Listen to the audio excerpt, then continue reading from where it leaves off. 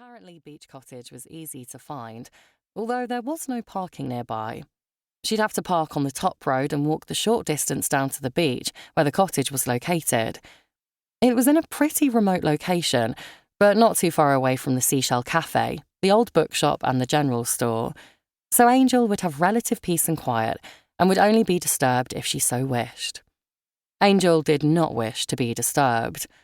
She'd lived alone and had isolated herself from pretty much everyone around her for such a long time that sometimes having a simple conversation felt like trudging through mud, especially if she hadn't spoken to a single soul for days. The art of conversation was not one of her strongest skills. She preferred pictures over words, just as well given her career choice. The solitude, the quiet, and the remote cottage sounded perfect and just what she needed. She steered Betty to the left and followed the road downhill towards the centre of the village. According to Willow's instructions, she needed to take another left and then veer right, and hopefully she'd be on the correct road. She dug her hand into the gigantic paper bag on the passenger seat and popped a chocolate lime into her mouth. She'd only brought this one bag with her, but she hoped she'd be able to buy more. 6 months was a long time to go without chocolate limes. Angel laughed as she tapped the steering wheel to the beat of the music. Sweets really shouldn't be her priority. Her priority was her work. She needed to sell images so she could make money and survive. Without her photography, she would have nothing. She had built up her business from scratch, from a place of grief and guilt and without anyone else's help. She often wondered where she would have ended up if she'd allowed herself to be swallowed up by what had happened with Ethan. If she hadn't forced herself to climb out of that deep, dark hole. Her grip tightened on the steering wheel. Where had those 10 years gone?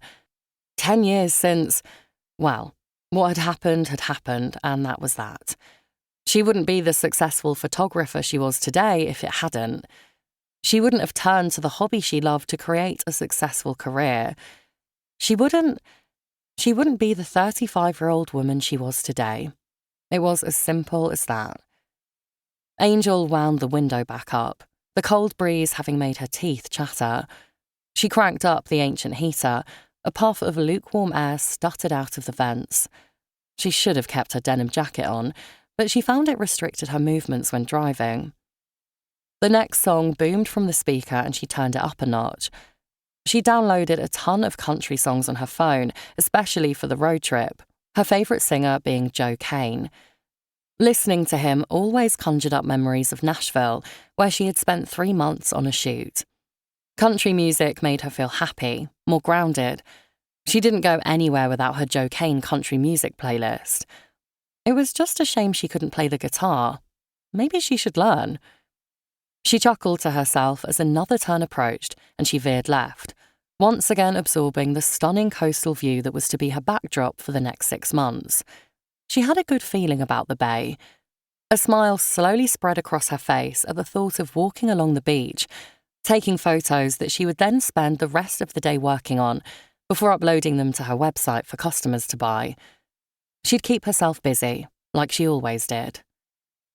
The car fell silent as the song finished. Angel absorbed the peace and tranquility that surrounded her, but her smile faded as Betty began to shudder and thump along the road, sending jabbing vibrations up her spine. The flapping sound that now filled the car, drowning out the next song, could not be ignored.